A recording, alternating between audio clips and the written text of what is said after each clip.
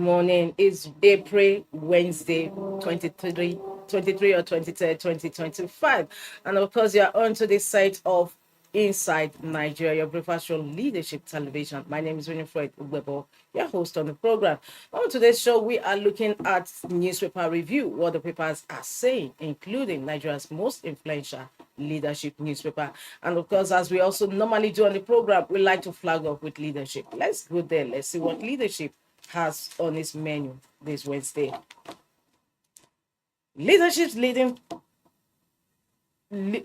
newspaper says North WOES Atiku Rufai others must apologize to region Sani. Sani is the governor of Kaduna State. He said North WOES Atiku Rufai others must apologize to region Sani. Insists politicians fail the people. Opposition's criticism all about quest for power. And Atiku says, I did well for the North in response to that. North WOES Atiku Rufai others must apologize to region, coming from Sani, the governor of Kaduna State. However, many people want to say that what happens to the former president of Nigeria who spent 8 years in power, talking about former President Muhammadu Buhari. Sani left him out of the equation where he mentioned Atiku Rufai and others.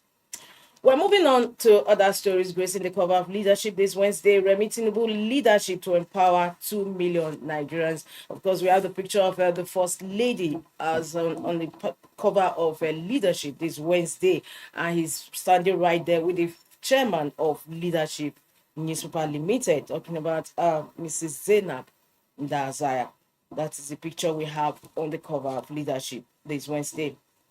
Edo traditional ruler suspended over kidnapping. Insecurity. Niger restricts movement of tricycles, motorcycles. Towards the masthead of leadership, Trump, Macron, Millier orders for Pope Francis burial Saturday. And above the masthead of leadership, IOCs bypass direct crude supply to Dangote refinery orders. Despite 60 million barrels of Nigerian oil stranded on high seas. The story above the masthead of leadership this Wednesday. IOCs, that is International Oil Companies, bypass direct crude supply to Dangote refinery orders, despite 60 million barrels of Nigerian oil stranded on high seas. From the cover stories, we move to the page 3 of Leadership Wednesday, where we have Our Stand is a permanent fixture. Our Stand is the editorial for the day on leadership. And today's editorial stand is on PDP, a dirge for opposition politics. PDP, a dirge for opposition politics. The question actually is asking, is it the end, the death of opposition in Nigeria's politics? It's a question you have to find answers to when you read on more on that stand today. The story of People's Democratic Party, PDP, Nigeria's former national ruling party, is one of failed promises and abuse of public goodwill as a political institution. Its formation in August of 1998 by eminent Nigerians from former late Vice President Alex Ekweme, late Chief Solomon La, late Alhaji Abubakar Rimi, late Chief Tony Aneni, to the others like Alhaji Bamanga Tuko, Professor Jerry Gana, Sule Lamido, and other G34 members. The party represented some of Nigeria's finest yet imperfect political actors at the time. Moving towards the conclusion of today's stand, we have consumed by untrained passion for power. The political class has inadvertently been set on a course to waste the destiny of a people with the potential, but not just to lead Africa, but give the black race meaning in the global space.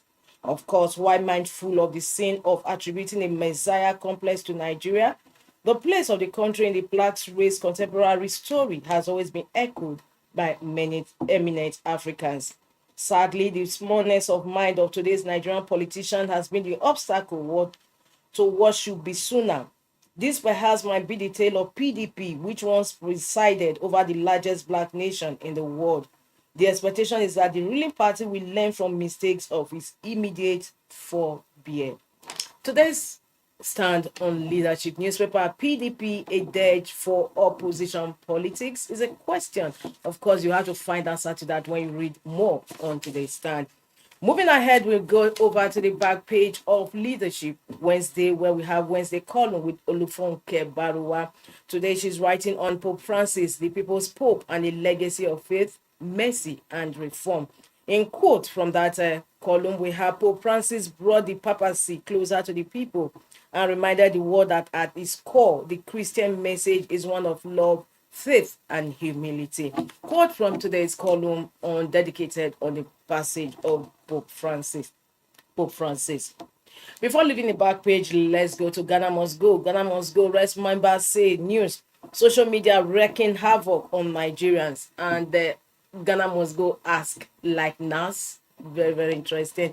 It's on this note we conclude review of Leadership newspaper on today's Wednesday show. Don't forget to log into the website of Leadership to read more on those stories. Moving ahead, we move to the Punch newspaper this Wednesday. The Punch leading story says killings. IG deploys special anti-bandit squads nationwide.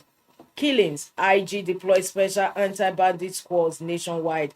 Bandits strike again. Kill 18 in Kwara, Benue. Northern governors talk tough. Nigeria's rebase inflation to hit 37% in 2026, coming from IMF. Eight banks spent 4.61 trillion naira on salaries operations. The story is on page 13 of the Punch newspaper. Eight banks spent 4.61 trillion naira on salaries operations. Secondly, this story on today's Punch, 18 Africans and more cardinals to elect new pope. It's a story that Leadership led with yesterday. Flight disruptions likely over NIMET worker strike. $2 billion crude for loan, protesters demand Meli Kyari probe. $2 billion crude for loan, protesters demand Meli Kyari's probe. Meli Kyari is the immediate past CEO, GMD of NNPC.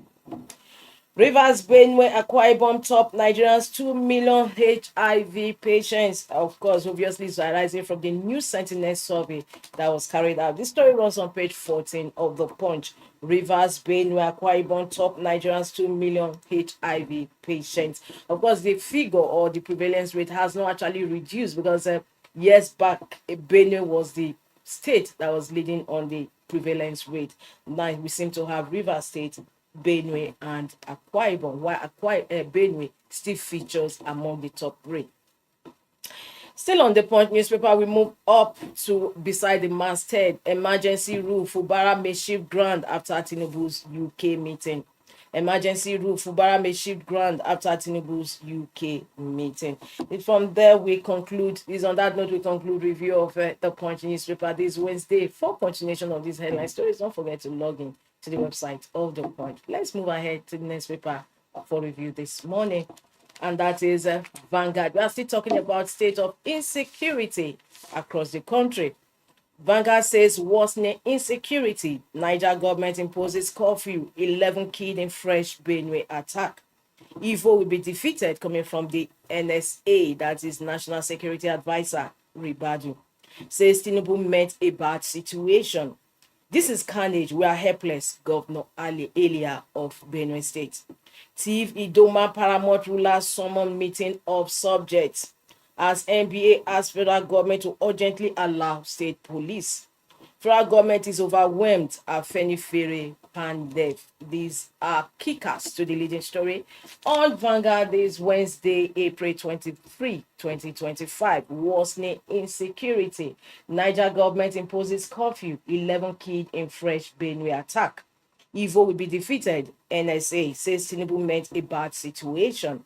This is carnage. We are helpless, Governor Elia. Thief Idoma Paramount ruler summon meeting of subjects as NBA asks federal government to urgently allow state police. Federal government is overwhelmed at Afenifere Pandev. We've been neat that leading story. We have a protest which has continued in Rivers State, where a state of emergency was declared a month ago by President Bola Tinubu. Group engaged in a peaceful demonstration calling on President Bola Tinubu to reinstate suspended Governor Fubara of Rivers State. Moving ahead, we have protesters urge Tinubu. This is the story for that protest picture on the cover of Vanguard. Protesters urge Tinubu to reinstate Fubara. World leaders expected as Vatican visits Saturday for Pope Francis' funeral. Late Pope was humane, humble, NSCIA. Hash 2025, NACON states agree on May 9 inaugural flight. Don't take out your frustrations on us, Senate replies Bakari. Pastor Bakari, by the way. Talking sports, Man United beat up competition to reach basic agreement to sign £63 million Osimhen. Man United beat up competition to reach basic agreement to sign £63 million Osimhen. Moving up just above the masthead of Vanguard, IMF lowers Nigeria's economic growth forecast to 3%. The story is on page 4 of Vanguard. It's also akin to what Punch reported, that Nigeria's rebased inflation to hit 37% in 2026 from IMF. It's on that note we conclude review of Vanguard newspaper this Wednesday. For more, log into the website of Vanguard. We move ahead to the next paper we have on our menu, and that is The Nation, still talking of insecurity. The governor of Benue State says attackers of communities are foreigners. Leading story today on The Nation newspaper. Armed men storm Benue villages in hundreds. Ribadu assures of intensified action. These are kickers to the leading story on today's Nation newspaper. Attackers of communities are foreigners, says governor. Kaduna governor revokes land houses sold by Rufai. Pope Francis last moment by the Vatican. Trump make Macron, Starmer, other world leaders for funerals Saturday. Body lies in state. Customs rakes in 1.7 trillion naira in first quarter. NPA and lost First Lady's humanitarian interventions. We move towards the masthead of The Nation newspaper. IMF calls global growth forecast over Trump tariffs. Projection for Nigeria now 3%. Airlifting of 53,000 Nigerian pilgrims to Saudi begins May 9. Bakare is spineless, rubber stamp tag misleading, says Senate. This is in response to Pastor Tunde Bakare in his message where he said that this present administration was tyrannical. In response, the Senate says Bakare is spineless, rubber stamp tag misleading. That also concludes the review of front headline stories on The Nation newspaper this Wednesday. Don't forget to log into the website of The Nation to read more on the stories. We move ahead from The Nation to the next paper we have on our lineup, and that is THISDAY.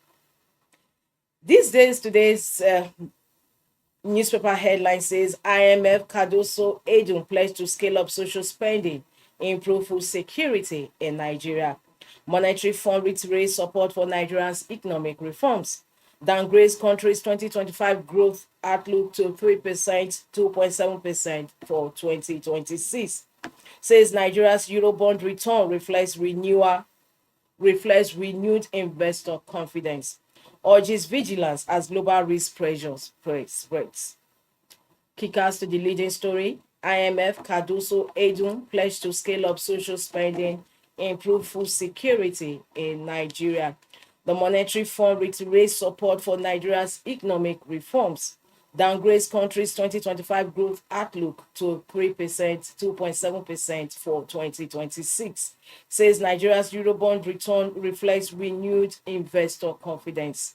Urges vigilance as global risk pressure spreads. Leading story, kickers to the leading story on the THISDAY newspaper today, Wednesday. Above that, Ribadu will defeat Nigeria's security menace. Governors Forum meets today amid killings. Niger governor leads assault against area boys. Okpebolo Yaya summons security parley. And just beneath the masthead of THISDAY, refrain from unsubstantiated allegations, criticize with facts. Senate replies Bakari. The story is on page 35 of THISDAY. And above the masthead of THISDAY, African can be Pope, says Kaigama. Francis for burial Saturday. Trump, Macron, Starmer orders to attend final funeral rites. Europe, Asia have highest number of electors. Adeniyi, customs generates 1.75 trillion naira in first quarter. Says duty exemptions on food imports have led to price reduction. This story is on page 5 of This Day. As on this note, we also conclude review of front headline stories on today's This Day newspaper. For continuation of these headline stories, reading more inside stories, don't forget to log into the website of This Day. We head up to the last paper on our lineup this Wednesday, and that is The Guardian. The Guardian says Nigeria walks a tightrope as IMF sees higher inflation, lower oil prices. The story is on page 6 of The Guardian. Of course, it's what This Day newspaper led with. And other similar papers we have on our lineup that we read earlier also has similar story on their cover. Nigeria walks a tightrope as IMF sees higher inflation, lower oil prices. The story is on page 6 of The Guardian. Of course, like they normally do, they have an illustration beneath the leading story this Wednesday. We have India with an inflation rate of 6.2%. We have China 4.0%, US 3%, Nigeria 26.5%, China 0%, Russia 9.3%, India 4.2% as a percent. Then we have Nigeria 3.0%. That is the projection that for IMF say. IMF projected growth rate of 3.0 and 2.7% in 2026. US will have 1.8%, Russia 1.5%, and the Republic of South Africa 1.0%. Illustrations beneath The Guardian's leading story today, this Wednesday. Nigeria walks a tightrope as IMF sees higher inflation, lower oil prices. Armed herders killed 11 in fresh Benue attack as Ribadu defends federal government security efforts. Lagos recorded 517,394 traffic infractions in 1 year. The story is on page 7 of The Guardian. Lagos recorded 517,394 traffic infractions in 1 year. Plateau NBA advocates self-defense against attacks. Coalition urges NANS on bill to reserve seats for women in parliament. Federal government targets $4 billion import reduction via proposed steel incentive bill. PDP sacks Bayelsa Edo executives, appoints interim officials. We move towards the masthead of The Guardian. Customs records 1.75 trillion naira revenue in first quarter 2025, exceeds target by 106 billion naira. Monarch backs African Pope as 9th stand to succeed Francis. Poliomyelitis outbreak his 9 states in Nigeria, says UNICEF. This is sad news for the country, given the fact that just a few years ago, Nigeria exited the list of countries endemic with poliomyelitis. And today's story on The Guardian has it that poliomyelitis outbreak his 9 states in Nigeria, according to UNICEF. This story is on page 30 of The Guardian. It's indeed a sad story and a sad situation for Nigeria to start all over again in its bid to eradicate polio. It's on this sad note we conclude today's review of newspapers on our program Inside Nigeria. My name is Rufai, but don't forget to join us same time, same station for another fresh edition of the program. Meanwhile, do stay with us on this station for news on the hour. Thanks for joining us.